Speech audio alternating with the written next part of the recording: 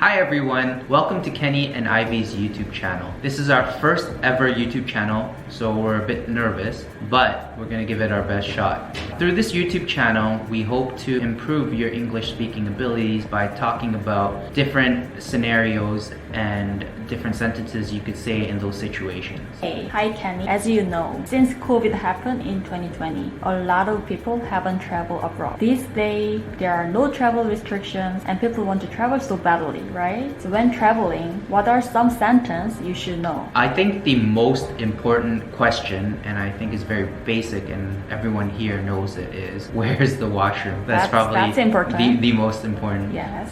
But all jokes aside, let's try to brainstorm here. So let's pretend that there's an individual that's never traveled abroad or has never been to an airport. So he goes to the airport and airport personnel he sees, good morning. Hi, my flight number is ABC123. Where should I go to check in? Again, hi, my flight number is ABC123. Where should I go to check in? And the personnel, if he knows where to go by heart, they'll just say either go this way or go that way to letter A or B or 1 or 3. If he doesn't know where to go, he'll point you towards the direction of those big boards all over the airport, and you just go to any of those boards. You'll find your flight number and it'll tell you which letter or number you should go to next to check in. Now that you found out where you're going, letter B, let's say we walk there. We walk to letter B. You wait in line for your turn and then you approach the next airport personnel. Or they'll probably say something like, hi, how are you? You can say, I'm great, and you? And then the next question they'll probably ask, most likely, is, what is your flight number? Or,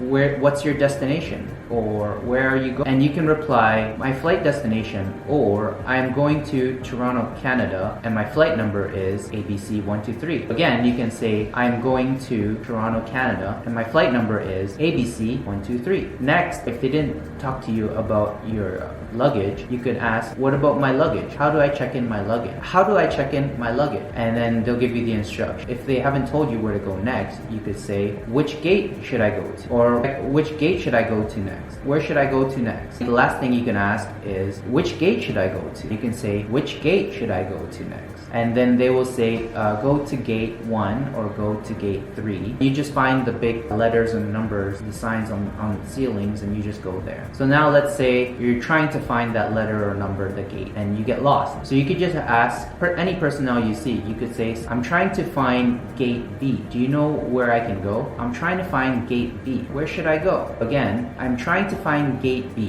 Where should I go? They'll point you to the direction. They'll either say walk straight, or you're going the wrong direction, you should go this way or that way. So now that you found the proper gate, everything's okay, you found your gate, and now the only last thing to do is to wait for your flight. So let's say your flight's at 5 p.m. So ding ding ding, it's 5 p.m. You're ready to board the airplane. Most likely your next interaction will be with the flight attendant. Flight attendant will ask you, the first thing they'll probably say to you is, what would you like to eat or drink? And you could just simply reply, I would like blank blank blank. For example, you could say, I would like a bottle of water. I would like a glass of water. I would like a cup of tea. I would like a cup of orange juice. I would like a glass of wine. So those are some things you can say. That's probably the most interaction you'll have with the flight attendant, them asking you about food and drinks. Some complaints, let's say you're on the flight, for example. Excuse me, it's a bit cold in here. Could I have a blanket, please? Again, excuse me, it's cold in here. Could I have a blanket, please? You could say, excuse me, these headphones aren't working. Could I have another one, please? Again, excuse me, these headphones aren't working. Could I have another one, please? You could even say, excuse me, my mask fell down on the floor. Could I have another one, please? Excuse me, my mask fell down on the floor. Could I have another one, please? These are some of the questions you could ask to the flight attendant. So now the flight's over, you've landed. Your next interaction is probably with the immigrations officer. You wait in line for your turn. Next is your turn, and you finally approach the immigration officer. The most likely their first question will be, what's your destination? Or where are you going today? Most likely that's the first question. And you can just simply reply, my flight destination is Toronto, Canada. Or I'm going to Toronto, Canada. So again, you can say, my flight destination is Toronto, Canada. Or I am going to Toronto, Canada. Their next question will be, what is the purpose of your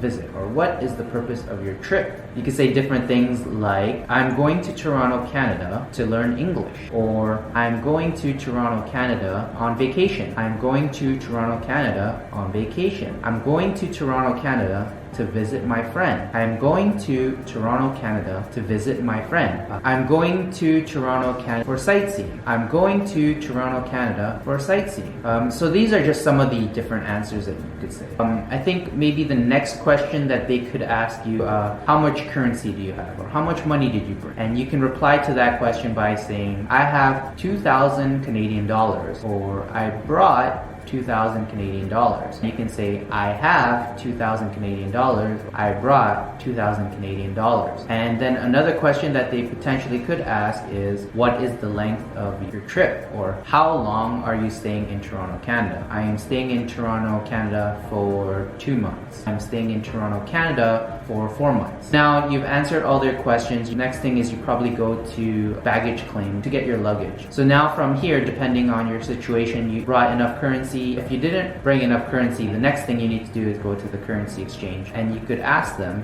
what is the exchange rate today? Or what is the current exchange rate? And what is the exchange rate today? What is the exchange rate for Korean won to Canadian dollars? 1,000 Korean won to 1 Canadian dollar. For every 1,000 Korean won you have, it's equivalent to 1 Canadian dollar. Another question you can say is, I have 300,000 Korean won. How much Canadian dollars could I get? Another question you could say is, I have 3 million Korean won. How much Canadian dollars could I get? Again, I have 3 million Korean won. How much Canadian dollars could I get? And they'll reply like, for 3 million won, you'll roughly get 3,000 Canadian dollar. Great. So now that you've exchanged your currency, if you need to, or if you don't need to, the next interaction you have is for transportation. At this point, you've either decided to take public transportation, or you're going to take a taxi or an Uber. So let's pretend that we're going to take an Uber or slash taxi. So you go to the waiting spot and you wait for the Uber or you wait for the taxi.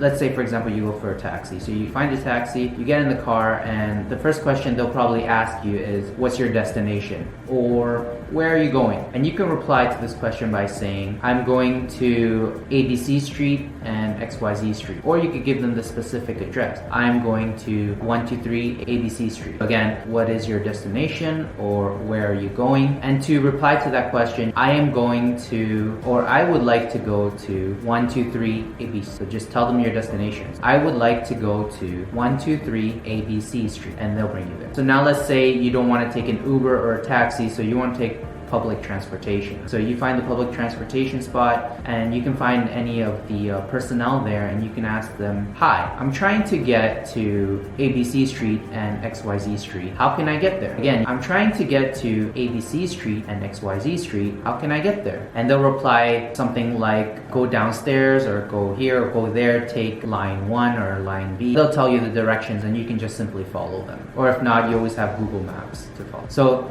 now you've gotten the directions for public transportation. You take it and you finally get to your final destination, which is either like an Airbnb or a hotel, and probably your final interaction will be at that location or that final destination. So you enter the hotel, you go to the concierge or the receptionist. There's just the greetings. Hi, how are you? Great, yourself. And then the concierge or the receptionist will probably ask you for your name, and you could say, hi, I'm Bob Smith. I have a reservation here from February 2nd to February 5th. So again, you can say, hi, my name is Bob Smith. I have a reservation from February 2nd to February 5th. And then the reception will say, hi, nice to meet you, Bob Smith. Here's your room key. If they haven't given you extra details, other questions you could ask about amenity or facilities. So you can ask about questions regarding the gym and the swimming pool. Some questions you can ask are, where is the gym? Where is the swimming pool? What time does the gym open? What time does the swimming pool close? What time does the gym close? Those are just some questions you could ask regarding the amenities, facilities. If they haven't explained to you, it could be regarding breakfast. You can ask them, is breakfast served at this hotel? If so, what time? Again, excuse me, is breakfast served at this hotel? If so, at what time is it served? And they could reply something like, yes, breakfast is served from 9 to 10, and it's first come, first serve. So again, if they say that breakfast is served from 9 to 10, first come, first serve, that means that it starts exactly at 9, and there's a limited amount of food. The first people that come, the first ones in line, are guaranteed the food, whereas if you come later on, it's not guaranteed that you will get breakfast. If they say first come, first serve, then you should try to be there as soon as possible when it opens at 9. I think those are all the